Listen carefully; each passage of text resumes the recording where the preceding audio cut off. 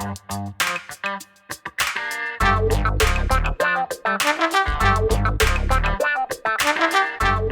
everybody, Montel here, and thanks so much for tuning in to this edition of Let's Be Blunt with Montel.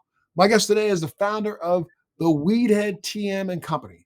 She's also the author of the best-selling workbook, How to Succeed in the Cannabis Industry, 3rd edition, and the co-host of She Blaze podcast.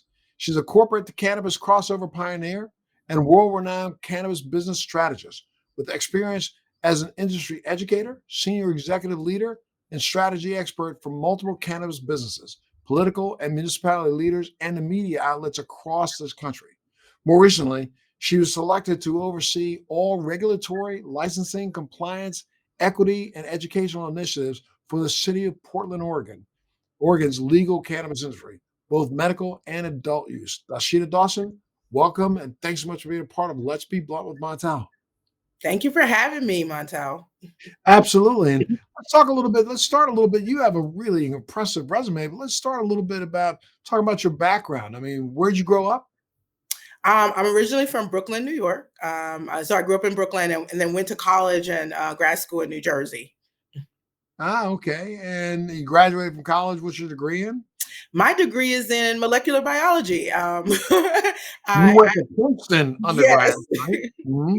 Yes, I went to Princeton for molecular biology, and at the time I wanted to be a doctor. But I think life had its way of putting us through a lot of turns in order for us to get to the right spot. And I finally feel like I'm in the right spot. Sure, but I mean, again, molecular biologist, I get why cannabis would be interesting from a biological standpoint or biologist standpoint. But what's your connection to cannabis to begin with? Well, I have early signs of MS. You're actually one of the first individuals that made me start to look at cannabis in a different way. You and my mom. Unfortunately, my mom is no longer with us, and when she passed away, I really felt a strong desire to just kind of figure out what was going wrong with my body and how I could best heal it, and really diving into the endocannabinoid system and the benefits of cannabis as medicine has really fueled a lot of my mission since I started in the industry. So I'm a patient first. Were you officially diagnosed with MS? Yes and no. So I've spent the last 10 years, and you probably are familiar with it, just not knowing what's going on, and doctors not sure whether it's lupus or whether it's MS. I kept being told one or the other, and really finding a lot of challenges finding the right doctor for me. About 5 years ago, I feel like I went off the grid because I went into the cannabis space to really search for just ways to improve my health on my own. And then more recently, I found a physician who understands the endocannabinoid system, and that diagnosis came where it's just early signs. We believe it's reversible, but I deal with it every day. And, I can definitely see the progression in the last few years as well. And you see doctors on the East Coast, West Coast? Both, but my preferred right now are some of the doctors that I've met in Oregon. Okay. Offline, I'll give you the name of a doctor who's a really unbelievable one in New York that I've seen for several years, who could probably at least get you out of that don't know, but yes or no kind of category, because that's really, I think so many people who are on that MS journey go through what you're going through for 10 years where, it can't decide, is it not, if you had MRIs and those things. Mm-hmm. Absolutely. Yeah. And then be able to determine, right? Yes. And, Yeah. in that way, it's somewhat good because it's like, okay, it's not bad enough that we're seeing anything, but sometimes I do feel challenged. My last time on the East Coast, I went to the emergency room, and we are in the middle of a pandemic. I don't take that lightly, but I really was not helped. My intercostal muscles, the muscles in between my ribs, were just spazzing. It felt like I was getting hugged by a bear and, squeezing the life out of me. But there was nothing that they could find wrong with me by their tests. That's the frustration of, I think, the quote unquote allopathic or Western medicine. And of course, we didn't have a real conversation about the endocannabinoid system. And one person Googled me. And so that made it a little bit of a better conversation. Sure. But generally, it's been a frustration. And I found some relief in real sense in the cannabis space. And then once you found relief, you decided you want to get in this as a business to help share what you've learned with others?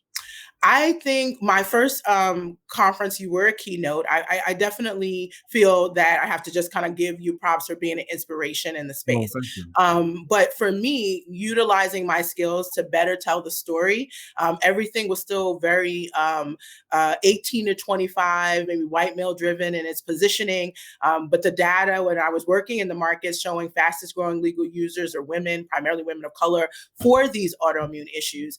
And just being a person who was, nearly 40 and now over 40, I just knew that the positioning was not getting across that cannabis is medicine first and always. So this is just that nexus of my business skill set paired with the molecular biology background and the experience of being a frustrated patient on a journey.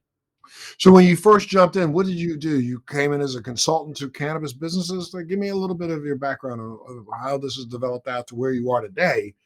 Basically, you now are in charge of the entire cannabis industry in Portland, Oregon, are you not? In Yes. Oregon. Yes. It's been a journey. I mean, I started very much just doing what I did for big companies like Target and Victoria's Secret. I was a business strategist, supply chain, operations specialist, anything that was involving manufactured goods and retail, which is a really big part of the cannabis space.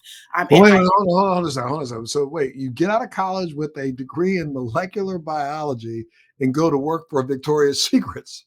Well, that was after my MBA at Rutgers. So I got out of college and I wanted to go to medical school, but I started with United Way. So I've always been just, I think, mission driven. If the work doesn't speak to me, if especially given how hard we work, it's been hard to jump right in. And so I didn't use my science degree right away. I used just my general skill set, project management, and understanding of the digital space before most people understood the digital space. Um, but yeah, no, I winded up after business school going to Target. And there are some things at Target that I'm responsible for, like the natural hair space and the plus size brand. And then I got kind of poached, if you will, to lead the beauty and sports business for Victoria's Secret. And, I feel I was on a very good corporate trajectory. But then my mom passed and it kind of just snaps you back into reality, you know? And it made me want to deal with what I wasn't dealing with, which was that I was sick and I didn't know why and I didn't have it under control. Got it. And so when you transition over into the industry, did you transition over first in a dispensary, in a grow? I mean, what was that transition like and where did you start off at? I started in the Arizona market where I became a patient first. I kind of became a refugee from the New York area. I wanted to be able to utilize cannabis legally and not, necessarily have to shop in the illegal or legacy market. It just felt too much fear and stress with that. So Arizona is where I became a patient and very quickly got clients within the dispensary space because that's retail. And when you have Target as your background, and that makes it a little bit easier.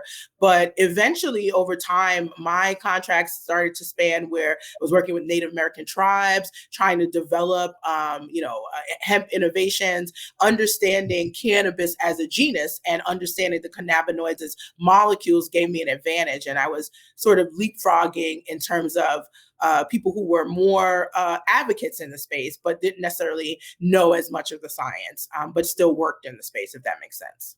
Gotcha. And so you first started helping people develop out their paradigms for whatever their dispensary and for brands. And then what took you to Portland, Oregon? Really the desire to demonstrate what we're not demonstrating. So, the history, it's been legal for 25 years. We leapfrogged the health professionals in the California market. A lot of adult use markets started without any equity. I'm from Brooklyn. It's hard to work in a space. And then, before it legalized in New York, I was part of that journey. But before it was, people were still being arrested, largely from my neighborhood. So the People are still dichotomy. getting arrested right now Yes, absolutely, too. I will give in New York. California, in Oregon, right? Yes, Good. 100%. And it was just jarring for me, and it didn't sit well in my spirit. And I saw a bigger opportunity to show the utilization of cannabis as a tool to repair what it actually had done through its criminalization, but also to move us forward and to drive us towards health equity. And that has been why I've been more involved in policy. And over time, testifying helped, becoming more of a policy advisor to jurisdictions and a consultant to governments. It became very clear to me that we didn't necessarily have the right leaders regulating. We still come over with an enforcement frame of mind versus regulator that actually says she's a patient. I think I'm the first. So a lot of people they want to oversee it, but they don't use it. That doesn't make sense. And then the second is I have a scientific background, and so it's very hard for me to accept nonsense in the regulatory policies if it doesn't fit the science. Gotcha. And so now, what has been well? Okay, so again, you went to Portland, but you didn't jump right into Portland and become the head of overseeing the entire industry. So, what was your transition like in Oregon? Well, again, mostly working with Native American tribes, but finding coalition and advocacy. I joined the Oregon Cannabis Commission subcommittee on patient equity and governance frameworking, and I got more insight into what was happening on the ground. Once the role opened up, I had already been at that point an author, writing a book for people to cross over into the space, and had built enough of a name for myself on the testimony and the policy work I'd done across the country that I got into the short list. And I was surprised, but they selected me. And it's been over a year and it's been a journey, but I'm learning so much about what we can do better from the government side of things. And you've said it a couple of times that you worked on equity, but that term equity is I almost I'll say it this way, is almost a made up word, especially when you look at it around the country. It means one thing in Portland, it means another thing in Arizona, it means another thing in Colorado and Nevada and Florida. It just means nothing in some ways, and in other ways, it means everything to applications, but it means nothing once the application has been approved. You know what I mean? I'm just really thrown by this whole term equity. So tell me a little bit from your perspective. What does that mean?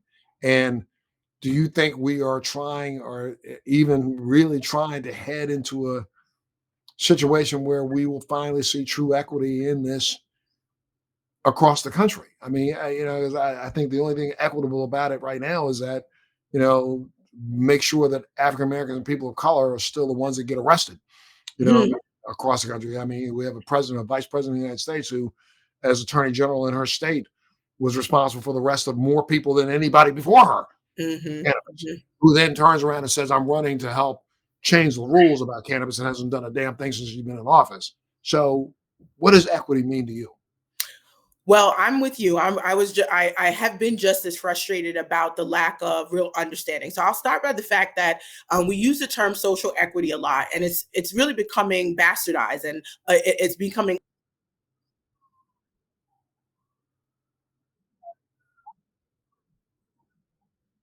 Mm,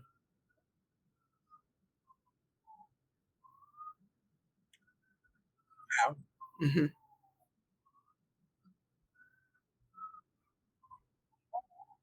Mhm. Right. Years ago is the reason we keep messing up social equity in cannabis is because in our country, we don't really know what social equity looks like. Definitely not as Black and Brown people, because we've never really seen fairness in policy and regulations across the board. On Um, anything. Yes, on anything. Right. And that also made me realize that while cannabis is certainly a very obvious place to start the conversation because it was so inequitable in the racial disparities of arrests, it isn't the only place we need this. I'm seeing even as a government official that we need it across the board. It should be ubiquitous. So for us, as Right. But it should be it should be. ubiquitous. But we look at a nation right now that can't even figure out social equity within one demographic, Caucasians alone. Mhm. I mean, it's almost like it's that apple that's way out there on a stick in front of a dog chasing it, and you never get to bite. Um, Yes. Keep it up with people on that. But I want to, I want to take a step back because one of the things that I am founder and co-founder with Dr. Rachel Knox, one of the doctors from Oregon that I was speaking about, she's a That medical name just doctor. came up a second time, right? Yeah. I just interviewed Jim Belushi Oh, yes. He's on in a the podcast, market. and Jim was talking about that doctor. So, I'm sorry, I just you It's brought it. important. They're actually a family of doctors, mom, dad, and we call them Dr. Mom, Dr. Dad, but Dr. Janice Knox, Dr. David Knox, Dr. Jessica Knox, and Dr. Rachel Knox. And they're a family of doctors, MDs, endocannabinoologists. And so Dr. Rachel and I co-founded Cannabis Health Equity Movement because, to your point, we haven't been satisfied with this definition of equity. And for us, we see social equity as one of four pillars of total health equity, the other three being economic equity, environmental equity, and human equity. And that social equity is really meant to facilitate access to those things in an impartial way, through our regulations being fair and our policies being equitable. And so instead of using social equity as this destination, this program, it's really a vehicle, it's a tool. And so for us, social equity is the vehicle, but health equity is our destination. And we're using policies to get there. But you've got to, we've got to expand the view of it. And I agree, as we go across the country really talking about this, it is a very shallow perspective on equity. A lot of people just see it as equity and licensing, and that's one aspect. But what about the cannabis tax revenue? How is that being really invested into communities for a return on equity investment? And that hasn't been happening until recently. And when you're talking about health equity, that's never happened in America. No, but that's also because we're not defining it well. I hear a lot of people talk about health equity and they're really focused on that human equity, one pillar for us, specifically equity in healthcare. And I think that that's conflating what we're trying to do. In the human equity, we want to drive physical, mental, and spiritual fitness. Health is really a description of how well something is doing. It isn't what our goal is. And I think, again, pairing with doctors and me being someone who has a science background, it's been us stewarding this new definition of health equity and how we use cannabis to achieve it. Yeah, I mean, here in the United States, we claim to have a healthcare system, but we really only have a sick care system that 1000. only concentrates on sickness and not remedying sickness, but just trying to figure out how much money you can make off of sickness. It's shameful, actually, and I definitely encourage you to check out our Association for Cannabis Health Equity and Medicine. It's actually the first health professionals association for BIPOCs, health professionals who are interested in cannabinoid medicine and the endocannabinoid system, because we don't learn about it in our medical schools in the United States and abroad. No one's learning about the endocannabinoid system, There are and very yet few. it drives so much. Yeah, very few colleges across the country. I think a few of them has now started to incorporate the endocannabinoid system, but it's very few and far between. But they're coming. How do you think we can speed this up? See, I have been very disappointed myself. I've been involved in this industry since 2000, Mhm, not since 2016, 17, 18. mhm. Everybody jumped on board the gold rush. I got involved in this back in 2000 when I got diagnosed with MS, trying to make sure that patients like me would have access to efficacious medication. And that was my whole objective when I first got involved. But when I look back at that, I mean, I look at a nation where, we pay lip service to, our support of cannabis. There are more legislators who have passed bills to allow cannabis in their states who are trying their best to thwart its distribution and dissemination and its growth. They only thought, let's pass it because we can get a couple bucks out of this, but they don't support the initiative as a whole. Um, and part of that, I think, has been because this industry has turned into a B2B industry in a sense. Um, B2B meaning business to business industry rather than business to consumer. We don't even pay attention to educating our consumers of the viability of this as a medication. So I think some of the blame that goes into what legislators and administrators are doing with some of these crazy rules and regulations that they put forth to thwart this industry is because we, as the members of the industry, haven't done enough to push back. What do you think? I agree 100%. And I think that's why we started the Cannabis Health Equity Movement. It's a coalition movement. And it really is trying to pair what we know needs to happen in government in order for this to make sense. Again, that's the fairness and regulations and policy paired with what is happening in the community. That's our institutions and universities, community education, especially for Black and brown folks.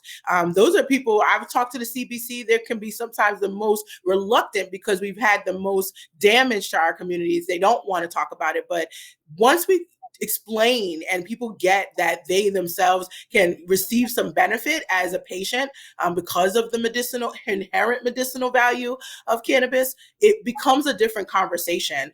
The last part we need to pair in is business. So we do have private businesses that are lobbying against what is in the best interest of patients. I look at the Minnesota market where they wanted to keep it limited in licensing, and they definitely limited their amount of ability to grow. All 3 licenses wind up bankrupt.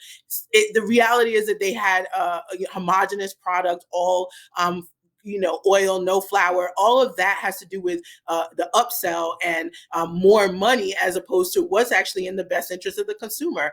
And then I go back to my time at Target and Victoria's Secret. We were not selling to America, and outselling, other places, not thinking about the best interest of the consumer. So I've been trying on the business side to explain, if you don't get this right, you're not going to get people to transition from the legacy market to the legal market.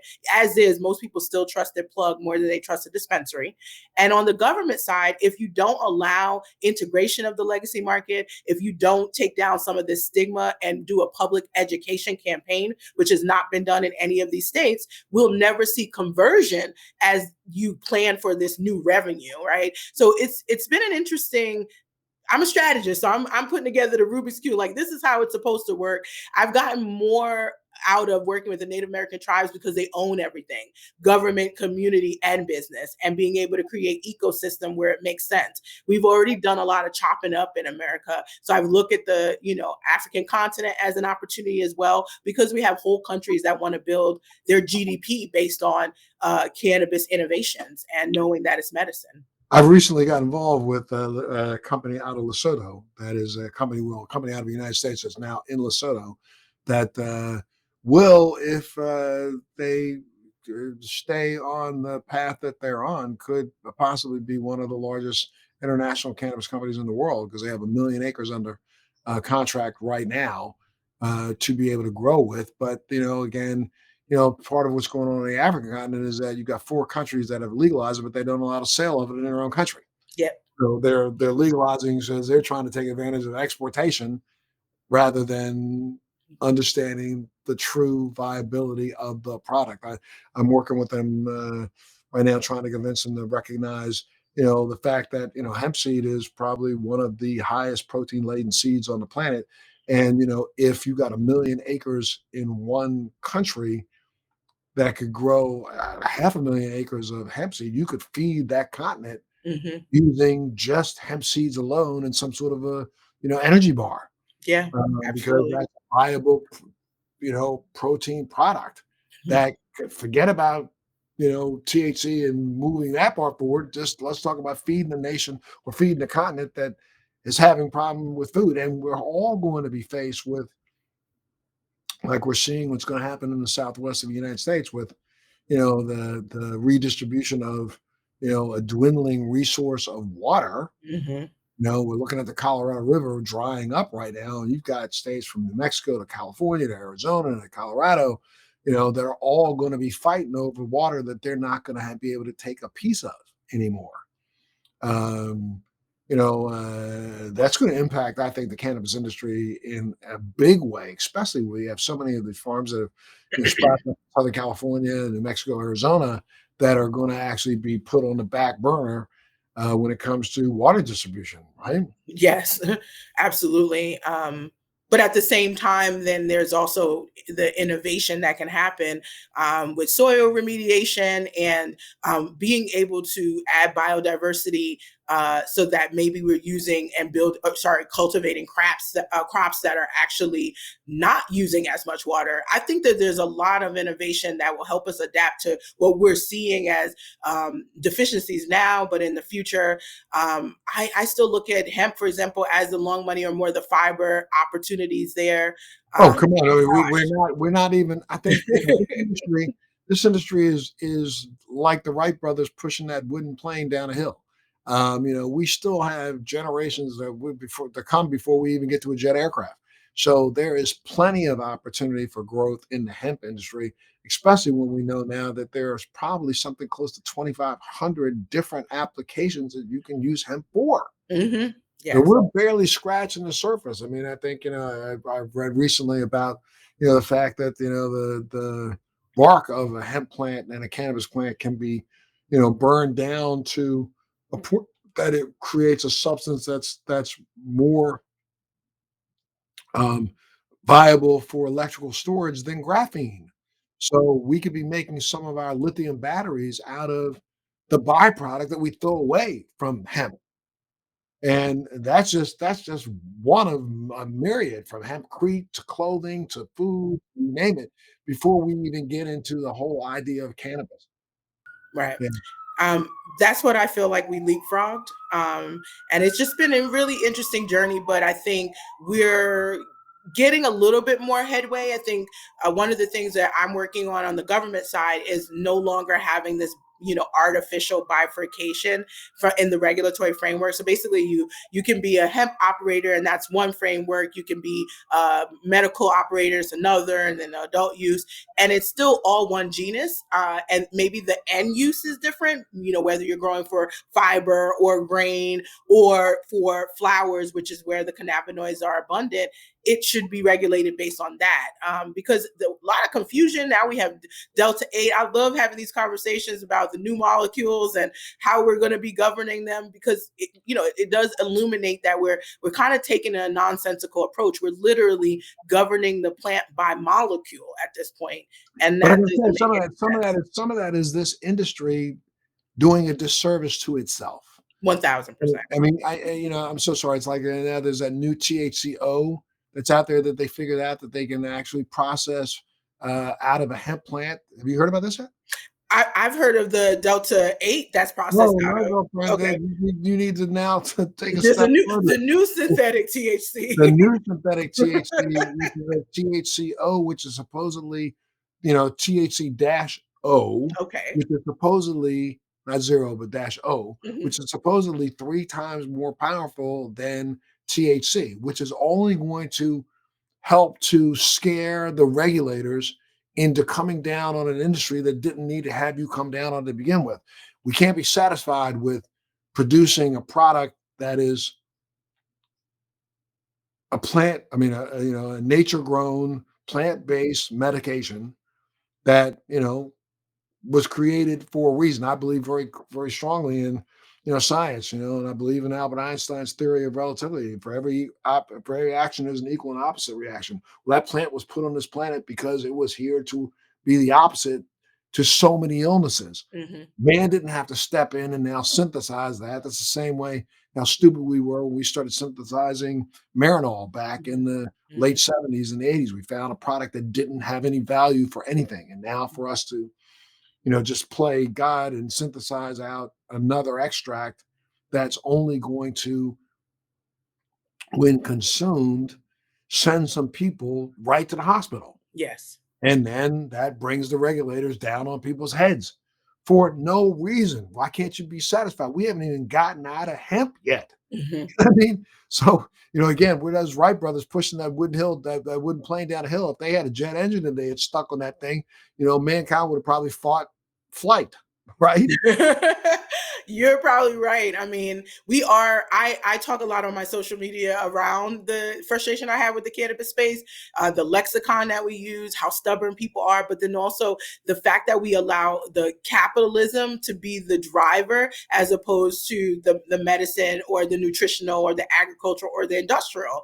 And all of those will have a capitalistic benefit, but it's the approach. I don't agree with synthetically making anything at this point. I mean, I rarely really use things that are even cannabinoid isolates unless it's going to be a topical. Just myself personally as a patient, I Right. want the whole plant, and I want my body to be able to process it and get rid of whatever it doesn't need on its own without it being, sort of over inundated with an isolated molecule. No, Um, that's right. Right. yeah. And I have fared well with formula. I like to be able to formulate. I think that, the plant as it's grown was perfect in nature for just what it was there for. Who Hmm. knows? A couple thousand years ago, when we were little rodents running around on the savannah, we probably ran and sought out the cannabis plant to settle our stomachs. And of Hmm. course, because we know that it helps keep the body, or keep the as mammals, it keeps all of our cells in a homeostatic position. Hmm. So, but I think that as we have done more research and now we're starting to see those things that are naturally occurring in the plant, like CBG that Hmm. occurs on a plant 6 weeks old, and then it goes away and turns into THC and CBD. We might recognize, just like we recognize value in stem cells, if you kind of looked at CBG as the stem cell cannabinoid because it turns Hmm. other ones, maybe there could be some benefit if I increase that level of CBG. And I do so if I have to do so by putting it in a formulation, taking it from 0.002% in the full grown plant to maybe 0.01%, putting a little bit of it back in. How does that affect the THC molecule and the CBD molecule and its variance Hmm. when it's fully grown? Maybe that might actually reinforce it a little bit. So that's why I don't mind isolates as much as if you put them back together in formulations. But isolates by themselves, I say, are of no value. I mean, for me, medically, personally. I love where you're thinking. I feel the same way that all of the cannabinoids are my babies. I'm a molecular Right. biologist. Of course I love them. Yeah. And we do a disservice where we isolate just CBD or just Yeah. THC, because we are missing the minor cannabinoids, and No those ifs. minors can be major, right? Absolutely. No ifs, ands, or buts. I mean, I think there's a recent peer-reviewed study document that came out, a couple weeks ago, talking about the fact that over the course of the last year through COVID, Hmm. we have had probably 20, anywhere from 12 to 20 studies going on around the globe, 12 of which have now been written about and peer-reviewed and put out, that have now identified the fact that, there may be some value in CBDV, Hmm. the variant form, when it comes to anybody on a spectrum disease. They've been Hmm. doing animal models and testing and showing communicate communicable ability, or the communication ability between mice improves if you put CBDV in their diet. Hmm. And that same increase in communication with mice that have been manipulated to show as if they're somewhere on that spectrum, that may say have the same kind of effect in humans. There are some clinical trials that are starting right now in humans, and so I think you nailed it. I think that again, we are just scratching the surface when we look at this plant. We know that depending on who you read, what there's in between 200 and 250 cannabinoids that are Hmm. there, that have already Hmm. been identified. So we know that they're there. So now let's start looking at what each individual one does. It's just like I often talk about it like, you can play Tchaikovsky all day long with an orchestra if you take, let's say the trumpets out. It'll sound like Tchaikovsky, but it ain't gonna be Tchaikovsky. Right. You had some horns playing back there in that background. Right. Though you had a flute play that, or you had a clarinet play that, that's not Tchaikovsky. Right. Right. So, I mean, that's my kind of take on it. I think that, we want to play that orchestra effect, but sometimes, you add a little extra drums and put an electric bass in there, and now you got, Tchaikovsky on steroids. Well, Hmm. that might be good for me sometime, Right. not all the time. And there's also that, like, my family makes fun of me because I really don't consume cannabis at all the same anymore. There's very little social. It has replaced my Advils and ibuprofen and all of those things for what I need, and it depends on the day. Some people are like, well, what do you consume? And it really depends on what I'm going to do. Like, I just got off of a 5-hour flight. That cocktail, which is really mostly a flower, I prefer to work with flower. I'm combining hemp flower with high THC and or marijuana flower, really, so that I could get the best of both worlds, in my opinion. But more importantly, I think it comes down to the terpenes for me, because we're talking about cannabinoids, but then those modulators and the terpenes, those are, I mean, that take the whole game to another level. So like 6 years ago, I started formulating products that were based on THC, CBD, and terpene mixtures together in a vape pen. That's what I was telling you about. It's like I've been a big believer of this for the last 10 years. And that's where, again, this industry has done itself its own disservice, because, you know, we try to make a buck by getting the fastest product to market that we could get out there that you can make money off of, without slowing down for a second and recognizing it. I mean, like, I put together some product line that is 5% CBD, 95% by volume Mm-hmm, THC with terpenes and flavonoids in it. Well, that works for me sometimes. mm-hmm, Then there's other times that I want to use, a product that's 25% THC and 75% CBD exactly. by volume with terpenes. Mm-hmm, And I've also switched those terpenes up depending on what that formulation is, because there I have a CBD product that's been in the marketplace that's got proprietary CBD or terpene profile in there, that I have separate terpenes for my alert and morning time and separate ones for my evening time. yep. And depending on how I feel, because I'm the only one who knows how to better titrate myself than anybody else. You were the first person I heard say that, and I think, so, I mean, I've only been in the industry since 2016, and of course, again, like I said, I note you initially. You're drawing the attention from me because I was dealing with similar ailments, and your scientific approach. You may not remember, but I'll send you a picture after. But I went to in my first MJ BizCon, and you had a very invite only reveal of the product line. It was the first time I was hearing about formulation in the space. And that to me was also, again, very inspirational, because exactly what I do with beauty at Victoria's Secret, we're formulating, and it's from plant science at that. It's very similar processes. And so it got me from the dispensary and the grow, or the pot farm, if you will, in quotes, to recognizing that there's a lot of the same manufacturing processes in our consumer packaged goods that we take in now, that were not being applied appropriately to the cannabis space. So I thank you for that, because it did start that wave of people trying to now do more in the way of formulation, as opposed to here's isolated THC Right. ready for you to dab, which, again, no issue with dabbing, but there needs to be more in this market. It's not just that. And see, I mean, and even in that space, in the dabbing space, I mean, again, you as a molecular biologist would understand. No one has figured out yet whether or not there is a titration level to our endocannabinoid system, or is 38% better than 70 to 12% better than 2%, better Mhm. than 8%. Who knows? I mean, I don't buy this idea that I have to have the highest THC level in the world to elicit the response that I need. Right. And when I start messing around with that, then I might be eliciting a response in some people that they don't need either.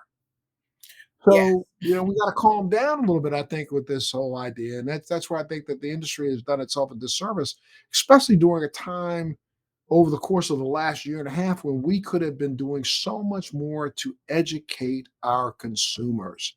That's where I think the difference is going to come in this industry. When we finally get an educated consumer base, more educated than the business base, because they're going to drive and demand. So it's the same reason why does the pharmaceutical industry put so many commercials on television? They put the commercials on television so that they can educate the consumer. The consumer can go into the doctor and say, "Have you heard about this? Can you get me that?" Then the doctor reaches out to the pharmaceutical company, makes a deal so that he gets a kickback on that. But at Mhm. least he's providing the patient with a product that the patient is asked for and Right. thinks that they need. rather than a product that the pharmaceutical industry gave them to push on the patient. And, so I mean, I'm hoping that this industry finally, realizes that there's enough, give it 3 or 4 years, this is going to be a multi-trillion-dollar industry. There's enough money in this for everybody. Damn, can't we work together? Ideally, and I'll also point out that we're still leaving out a big chunk of the genus because we have the hemp side, which is less than 0.3% THC, and then on the high THC side, I mean, one of my favorite strains or cultivars is Acapulco Gold. It only has about 12% THC in it, but it has a little bit more CBD. There is that between 0.3% and 12% variety of, genetics that we're not seeing. We don't know how the plant would be put together in those places because nobody's growing it. Well, and why? Because America, a lot of people don't recognize the fact that during the late 60s, early 70s, and through the 70s, we in America, especially in the Humboldt County area, the Northern California area, tried our best to grow the CBD out of the plant. Mm-hmm. We were growing seeds and cultivars that we were trying to get rid of CBD back then. Mm-hmm. Now they're rushing to try to get it back in, and they're messing with a plant that they should have never messed with to begin with. I can remember, I'm considerably older than you, but I can remember my high school days. I still look back at some days in high school. I remember being under the bleachers and could never imagine that I could ever get any higher. And back then, those plants probably had no greater amount of THC than about 9 to 12% THC. Mm-hmm. And I have never achieved the same euphoria that I achieved back then. It wasn't because it was some of my first euphorias. No, I can literally remember, being under the bleachers and at 4 o'clock in the morning and realizing I had been under that bleacher since 11 o'clock that night. And from 2 or 3 hits off of a single joint and being like completely blown away and not achieving that until I found some cultivars recently, maybe the 24-25%, and having a fairly decent euphoria, but thinking to myself, geez, but 20 years ago I only used half this amount of THC and got that same response. You know what I mean? Mm-hmm. Yeah, I wonder then about what the rest of the chemical profile was, right? Right. To me, I have found that the higher the THC, sometimes, especially in certain markets like in Nevada, oh my gosh, they'll have such high THC, but then they're lacking terpenes at all.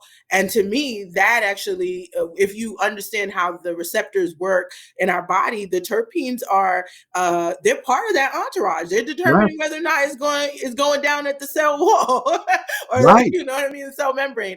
It just to me, I think it's interesting that we've kind of, again, to your point, edited out in search of this rush, this green rush. And I'm hoping that we'll get ourselves back to where we need to be. But it does help if we weren't artificially stopping the potential with the way hemp is designated. That's a man-made designation. That's not scientific at all. It's arbitrary and capricious the way they came up with 0.003.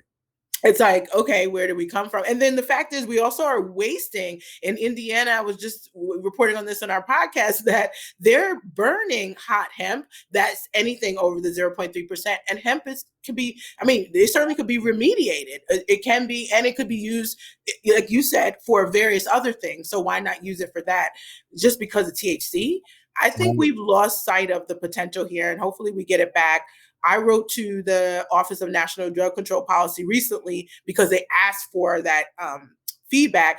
And I was calling out some of this, like the inconsistency between wanting to support people and, heal people, but then not wanting to at least learn the science. Because now we got too many countries. Like Israel is like the truth, and they're doing so much scientific research around this, and we're just turning a blind eye. They're leading the way, and the rest of the world. I mean, the fact that China just invested so much money in hemp farms, and they're going to start rolling out product that I would never use anything from China myself.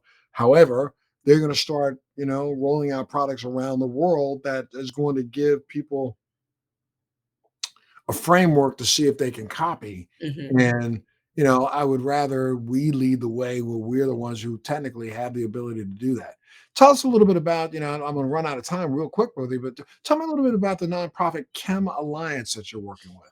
So that's the cannabis health equity movement, and Chem Mhm. Alliance is our 501c3. The movement itself is a coalition of BIPOC experts across medicine, regulation, law, policy, operations on the ground, seed dissolution.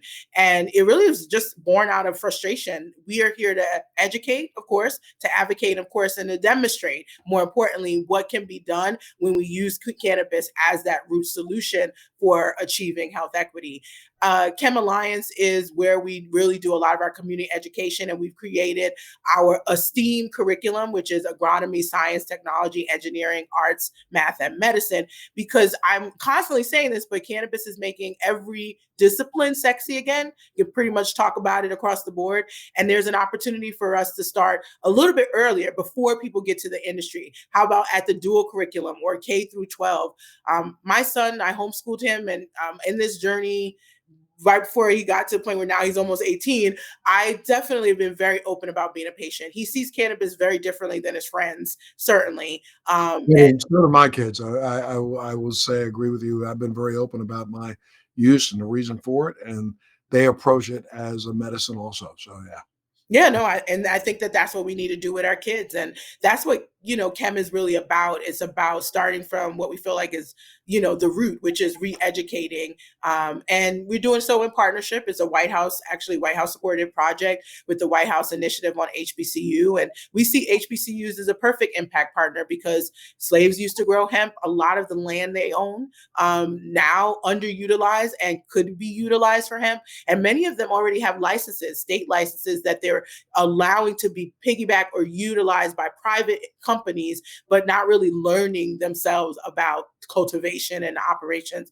It's all on the back end. And so we're hoping to change that by getting them to be first in class R&D operators through our efforts and projects. What do you think it's going to take to finally make some progress on the federal legalization front? And I don't want to make progress on federal decriminalization because there's no criminal. There should be no criminal period involved with the word cannabis. So I'm against this whole idea of decriminalization because then you still tell me I'm a criminal just for medicating myself, and you won't say that about people who take tamoxifen or people who take other drugs that are plant-based drugs. So, what do you think it's going to take on the federal side? A new administration? It's so funny because we just got one, right? And to your point, one that was supposed to be at least a little bit more understanding. I But, honestly, but I would say that anybody who believed that knew that they were sold a bill of goods. When you have the guy who's in the lead position saying it's still a gateway drug, come on, that's 1000%. Okay. you I've know, been saying that it- from the beginning. It was a yeah, very, very yeah. difficult time for me, but you make the choice you have to make. But I do think that that might actually be in our best interest. I have met with several federal agencies as a regulator being brought in on the Schumer Wyden and Booker bill and the MORE Act. I think that we have a lot of marketing language, but the law itself isn't where it needs to be yet. It's not equitable, and it's still being driven by this, tobacco, alcohol light. And I find that's going to be problematic from the door, that we're taking statute. So I actually think we need more time. We need more education for lawmakers and the federal regulators. They don't know anything about cannabis. FDA is messing up CBD like royally. The DEA still spends millions on eradication and suppression of marijuana. Like that's in their budget every year. So we need those things to go away first, and we need a mindset shift within these agencies that are meant to oversee it. I don't trust them to oversee it. I don't think that mindset,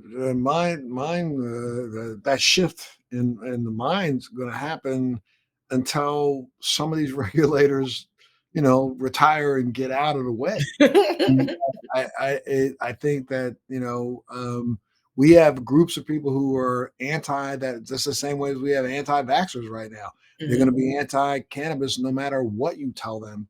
But I still believe that this industry needs to do itself a service in trying its best to educate the consumer. Mhm. I mean, think about it for a second. if we go back to looking at any other thing that actually got federal approval, look at the gay marriage. We educated the masses, whether we like it or not, whether you think about it in the right. I know this is like two entirely dipole things. However, it took a good 10 years to educate America that not under every street light is there some person trying to turn your child gay. Okay. Mhm, mhm, So the LGBTQ plus community did a lot of work. A lot of suffering, but they did a lot of work to make you understand that this is something that they're born with. mhm, Educated you about that first. They had people come forward and as living examples prove the fact that they were who they have been since they were children, and they educated America, and then the rest of America fell into when we had got past what 35, 32 states. The mhm. rest of them said it's legal. Forget about it. Okay. We look at things like that in the past where when states after states after state after state jumps aboard a legislative process, we have 35 states in the District of Columbia right now that have some form of legal cannabis. The other 15 should have to just roll over and play dead.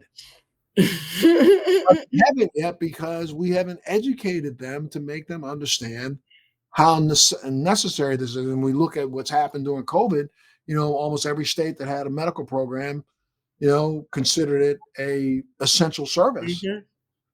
Well, if it's that essential, damn it, then come on now. The rest of the country should look at it the same way, right? Well, yeah. If they, of course, are thinking about it essential for medicine, as opposed to, I think, grouping it in a couple states, like in Oregon, where alcohol was also deemed it was like, oh, well, we're helping make sure that there's enough coping mechanisms out there. And I don't think of my cannabis use as a coping mechanism, no matter when I'm using it, whether it's super lemon haze for when my mom passed, and I needed that uplifting profile, or whether I'm dealing with feeling like a bear is squeezing me to my death. I am caring for myself. So it's just that mindset shift. And you're right, Yeah. it isn't going to happen without us talking to consumers. And I take it back to my experience. These don't really require federal changes, although the hair stuff is actually starting to see legal changes. But the natural hair space is one where we went from 80% of women of color perming their hair, doing a very specific thing to make their presentation of themselves a certain way. And yeah, we had to educate consumers on how to care for your hair before you could open a whole like natural hair selection. They're gonna shop if they don't understand what's going on. And we let consumers actually drive that too, whether it's influencers and the like. And I think right now what's driving cannabis are influencers that are still tying into sort of the stereotypical. And I'm not bad, like I'm not against that. I'm for the culture. I'm still from Brooklyn, but I'm for the science as well. And I don't think they're mutually exclusive. Right. And I think that's where this industry can do itself a service in trying Yes. its best to get out and educate the masses. I mean, that's where I think the until we do that, what do you think it's going to take, or what do you think? What do you see the industry looking like in the next 1 to 5 years? Well, I definitely think if things like the Safe Banking Act, which I do not support, I do not support freeing the money before we free the people. If things like that get passed as a band-aid, cannabis industry is going to look like what retail looks like, which is, or even cable. It's just a bunch of conglomerates, largely monopolies or oligopolies. It isn't going to look like what we need when we're talking about curating specific formulas for ourselves. I think you start to get into the one size fits all, and our endocannabinoid system is not one size fits all. And that's the biggest challenge I have right now. When I see Amazon outwardly supporting a legislation, putting money behind lobbying, this is not a small company. It's almost a $400 billion company. And I think the cannabis space, even the big cannabis companies, they're confusing their millions for billions. Having worked at Target, like I know what the process is when they're coming in for domination. And all of Walmart, Target, Unilever, Amazon, they've all been studying this. I've been writing white papers, so I know. And I think that we should be very mindful of how quickly this will become a big business and industry. So I'm worried about that. That could be a year or 2 years from now with the SAFE Act kind of passing. If I had it my way, we will have us continue to see bills come to the forefront at the federal level, but they will not probably be there until we get at least 1 or 2 models at the state level. We thought New York might be one, maybe New Jersey, but that show that we can have a diverse approach to the building of the market itself. And oh, by the way, center patients too. Right. I'm involved in the New Jersey. So complete disclosure, I'm involved in New Jersey. I signed a contract with a company there. I'm gonna I've been in and out of the business multiple times over the course of like the last 12 years. I had to deal with Cura for a while until that kind of went south, and so I ended that deal and I just signed on with a company out of New Jersey that to get my CBD products back in the marketplace. And again, my CBD products are CBD products that are not just an isolate of CBD. Mhm. These are CBD with terpenes. And I'm also looking at some other botanicals that I've been talking about this for the last 6 or 7 years. I've finally found a couple of companies who are trying to do this. And so, I think there's, a mixture of cannabinoids and adaptogens that would work extremely well for Mhm. people who are having issues. And so I'm working at getting those formulated and getting out there. Anything else you want to add? Well, one, thank you again for just leading the way on the conversation. I mean, I felt like a patient refugee for so long, and I've appreciated your voice in the space, just to say that outright.